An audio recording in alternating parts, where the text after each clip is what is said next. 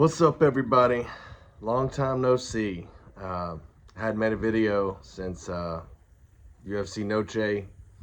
That card left a bad taste in my mouth. My boy lost his belt. I lost a lot of money. So yeah, it was a rough one. But when you fall off the horse, you got to get back on. And that's why here we go again, boys. It's UFC Paris. You got Benoit Saint Denis versus Renato Moicano. We're going to do the entire card, starting from the bottom all the way to the top, picking every single fight on the card. Now, I've done a lot of research for this fight, and it's going to be a fun one. And I need a good fight card after, the UFC Sphere. Yeah, that was a disaster for me. But here we go. Starting off the card, you got Balaji Oki versus Chris Duncan. Now, I think Oki, he has one loss, and he's won 9 fights since then. And Chris Duncan, he was on a good little run up until he ran into Manuel Torres. Torres was able to beat him, but I am a big believer in Chris Duncan in this fight, okay? They're of similar size, and even though Oki won his last fight in his UFC debut, it was a split decision, and it wasn't anything special. Duncan has more quality wins than this guy, and Duncan has more UFC experience, and that is why I will be picking Chris Duncan to win this fight. Although it could go either way. This was one of the harder fights to predict on the card, but we're going to go with Chris Duncan. Moving on. Daniel Barez versus Victor Altamirano. Now, Altamirano, he has a 2-inch height advantage, and he has a 4-inch reach advantage. And shout out to Fort Worth. I know he's Mexican, but he's fighting out of Fort Worth, Texas. So we always like that. And you also have Victor's 2 years younger than Daniel Barez as well. Barez, he's coming off a loss, and Altamirano, he's coming off 2 losses. So, this is a low-level MMA fight, all right? But it being a low-level MMA fight, their skills probably being similar, I'm going to go with the guy who's 33 and not 35, and the guy who's 33, who's younger, more in his prime, also has a 2-inch height advantage and a 4-inch reach advantage. And that is why I will be picking Victor Altamirano to win this fight. Not super confident, could go either way. It's low-level MMA. Moving on. Daria Zelezniakova Zeniakova, all right, I'm just going to say it one time, versus Aylin Perez. Now, Daria, she's 10-2, but Perez, she's 9-1. They're similar age, but Daria is 5'9", Aylin is only 5'5". However, this is a big step up in competition for Daria. Perez, she's been in the UFC a whole lot longer, and I totally expect her experience and her level of competition that she's fought to be the difference in this fight, and I will be picking Aylin Perez to win this matchup. Moving on. Ludovic Klein versus Roosevelt Roberts. Now this one, the line seems off to me. They have Klein as like a -500 favorite. Which that's crazy to me. If you got some balls, put some money on Roosevelt, and he could definitely cash out for you. But Klein, even though he has a huge height disadvantage, Roosevelt's 6'2", Klein's only 5'7". Klein has shown in the past that he can handle tall people. He beat Bahamundos, who's 6'3", and looked mighty good his last fight when he knocked out Manuel Torres. And Roberts, he's kind of a front runner. You know, when Roberts can dominate somebody, he'll win. But usually when the going gets tough, he folds usually. And Klein also had a draw with Jai Herbert, who's 6'3". So Klein has the history of handling taller opponents. He also beat Mason Jones back in the day, which that win is, you know, aged gracefully because he's left the UFC and went on a nice little streak. But I mean, we're going to pick Ludwig Klein. He's a negative 500 favorite. You'd be crazy not to pick him. But the height disadvantage, it does worry me some. But the fact Klein has shown me he can handle that disadvantage, that is a positive sign. And so, and I do think Klein will be the much stronger guy as well. And so, yeah, we're going to go Klein all day long. Oh, and another interesting thing about this fight, even though Roosevelt is so much taller, I think he has a, what is it, an 8-inch height advantage, or a 7-inch height advantage. Their reach is almost identical. I think Roosevelt only has a 1/2-inch reach advantage. So even though Klein is short, he does have some very long arms. And so that also bodes well with dealing with taller people. Moving on. Umar Sy versus Dawoon Jung. Now, Umar Sy, he is 10-0, and, you know, he looks like a beast. What else can you say? He looks like a beast. And then you got Dawoon Jung, who's, you know, they're both 6'4", but you got Umar Sy, he's got an 83-inch reach, and Jung has a 78.5-inch reach. But you also have Jung on a 3-fight losing streak, and you know he seems to be a sacrificial lamb in this fight. I fully expect Umar Sy to go in there and completely destroy him. Probably a round 1 finish, maybe a round 2 finish, but definitely going Umar Sy all day long. Ian Cutelaba versus Ivan Erslan. Now, Cutelaba's 1-4 in his last 5. His only win over Tanner Bozier, so not been looking good as a Cutelaba guy. However, he has fought a lot higher competition because this is Ivan's UFC debut. Now, Ivan, he has fought in KSW, and that is one of the higher MMA regional scene promotions. You know, so usually coming out of KSW, you're pretty battle tested, and you know it's not a place where you can crush. That being said, Ivan is 2-2 in his last 4. So if you're going 500 on the regional scene, even though it is KSW, that's not a good sign, okay? And man, it's always fun picking an Ian Cutelaba fight, because who the fuck knows? But, you know, I think Ian's experience will definitely bode well for him. And even though Ian's been around for forever, he's only 31 years old. And Ivan is 33 and just now making his UFC debut. And so I feel like one has been molded by fire. You know, iron sharpens iron in the UFC. And then the other, he's 500 his last 4 fights on a regional promotion, you know. So, yeah, we're going to go Ian Cutelaba in this one. I'm not super confident on it. The only thing I am sure of is that it will be entertaining because Ian Cutelaba fights are rarely boring. Especially that first round, you can always expect a storm. But moving on, we got Faraz Ziam versus Matt Frivola. Now, both these guys have lost to Terrence McKinney, so they have that in common.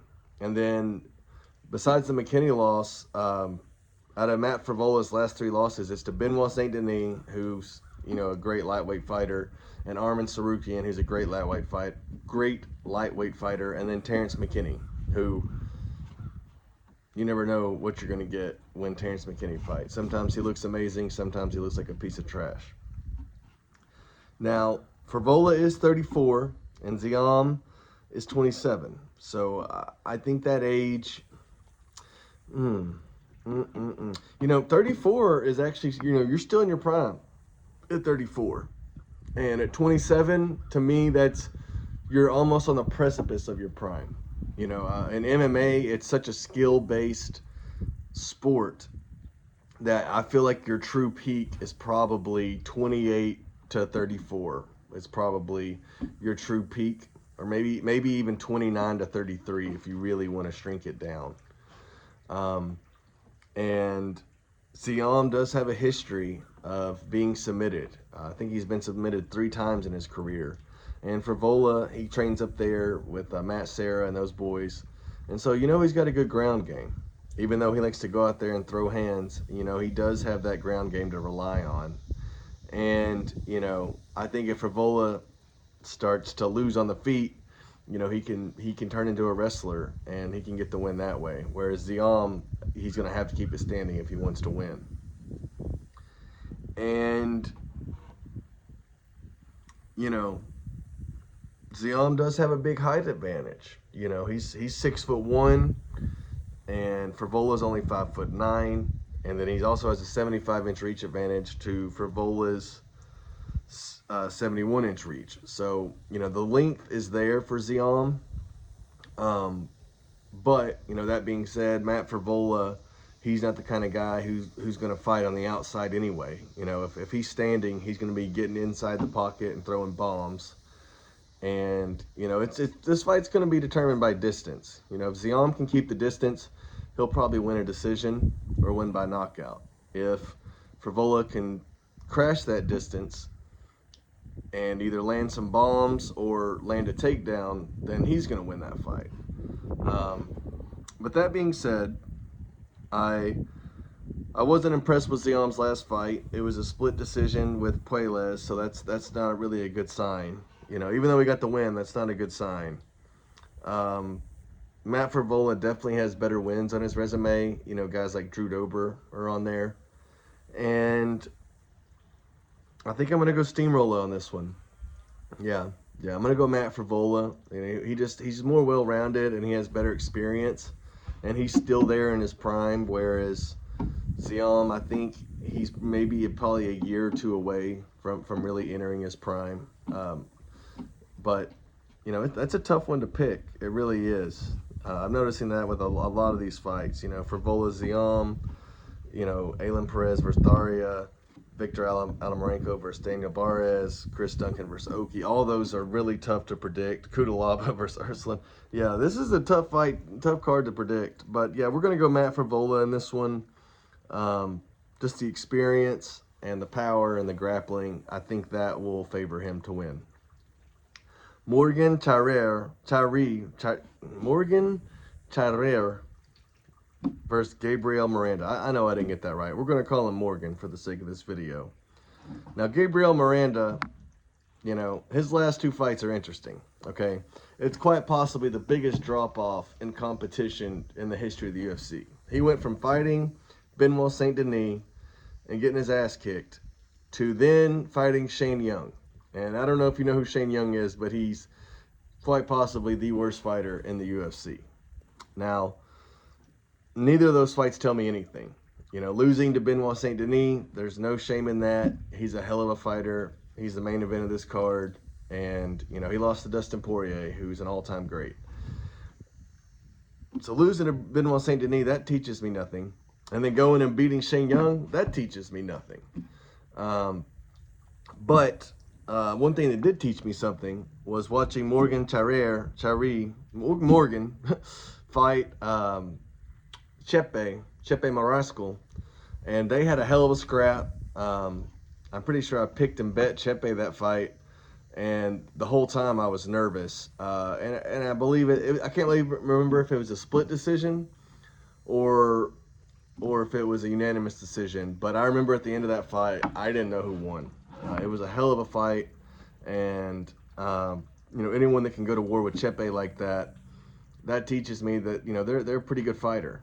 And, you know, Morgan's probably a top 15 featherweight, somewhere around there, and Miranda, you know, not that impressive, you know.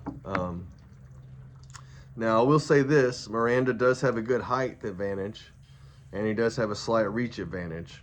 But But I think Morgan is just a lot faster than him and probably just a better fighter all around. I mean, he has a -500 favorite for a reason.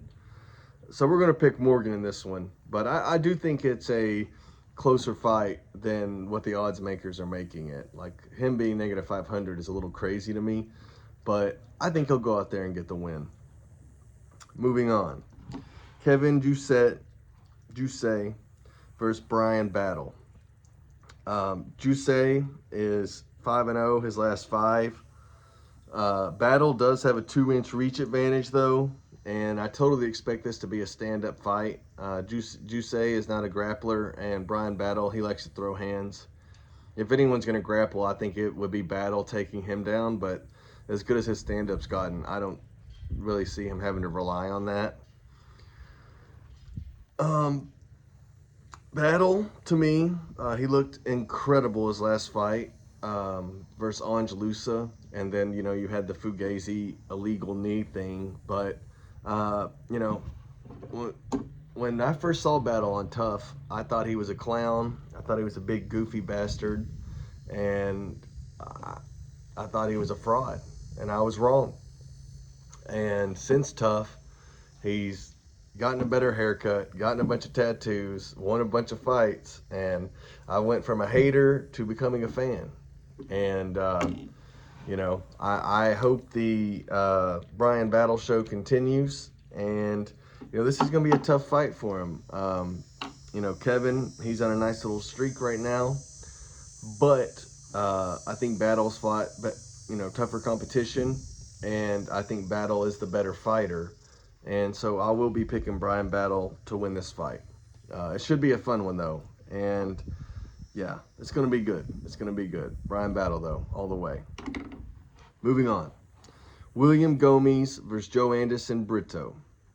Now, Joe Anderson Brito, he beat Diego Lopez on the Contender Series. So anyone that can beat Diego Lopez, they have my respect. But Gomes, he hasn't lost since 2016. And that his loss was to Morgan Charrer. You know, I can't say his name. And so that was back in 2016 was the last time he's lost. Now, since then, Gomes has been out here can crushing and not really fought, you know, any high-level competition.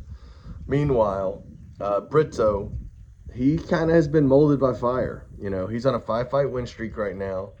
And, you know, he's got some good feathers in the cap. You know, he's got Diego Lopez that he's beaten, Andre Philly that he's beaten. He beat Jack Shore, you know. And the one thing that does kind of worry me this fight is Gomes is 6 feet with a 73-inch reach, and Joe Anderson Brito is 5'8" with a 72-inch reach. So the fact their reach is so close, that's a good sign, but the fact that there's such a big height discrepancy, that can be worrisome. But I expect Brito to be able to, you know, close the distance, get his hands on him, and I think he should be able to win. But Gomes can be a slippery little bastard, and he likes to stick on the outside and point fight. But I think Brito will be able to turn it into a war, and I think he'll win that war. And so I'm going to be picking Joe Anderson Brito in that fight. Moving up to the co-main event. Now we got Brendan Allen versus Nasruddin Imavov. Now, I've been, you know, the only one, it seems like, picking Imavov steadily throughout his career. I think the only time I didn't pick him is when he fought Sean Strickland. And, you know, that he had to fight Strickland on a 1-week notice. Now, people will say Strickland fought him on a 1-week notice. Well, guess what? They both fought each other on a 1-week notice. Strickland definitely had the tougher path because he fought Cannonier the week before. But, you know, anytime you go from, I think he was matched up with Roman Dolidze, and to go from that to then fighting Sean Strickland, 2 entirely different styles, there's no shame in losing to him. And since then, Imavov's, you know, put together a couple of good fights.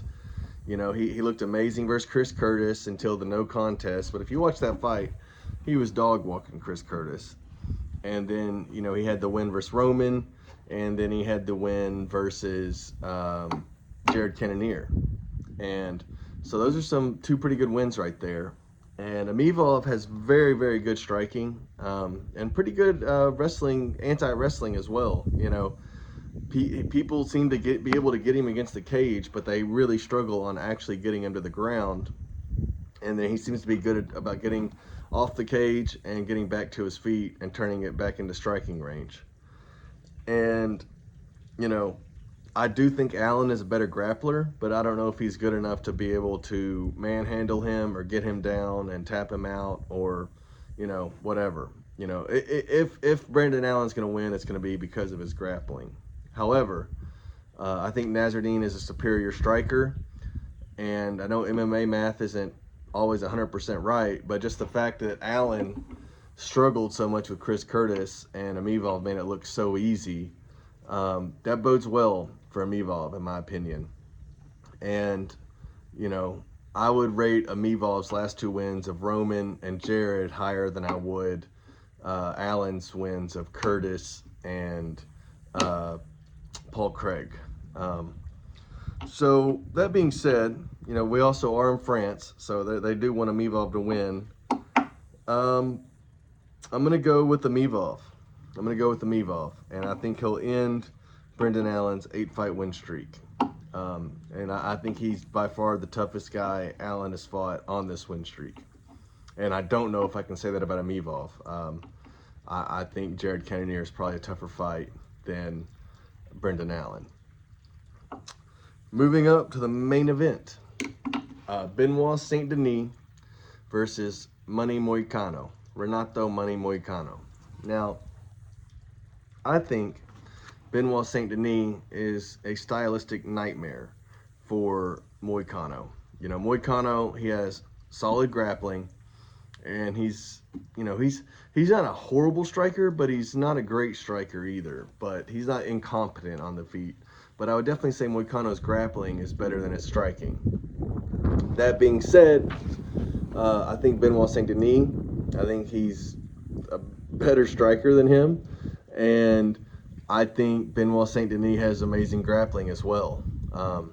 Just seeing what he was able to do to Dustin Poirier on the ground, I mean, I'm not going to say no one. Well, actually, yeah, no one. I don't think anyone's mauled Dustin like that in round 1, just while they're both fresh and grappling like that. I mean, he was really taking it to Poirier.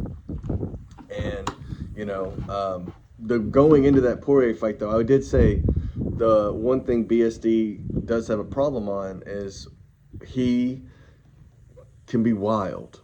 And he can swing really, really hard, but he leaves his chin just wide open. And, you know, if you're a sniper and a really good counter striker like Dustin Poirier, you can find that chin. But I don't know if Moicano has that in him. And Moicano can be very, very chinny. I mean, let's not forget, although he did beat Jalen Turner dropped him. And instead of finishing the fight, he walked off like he had already won.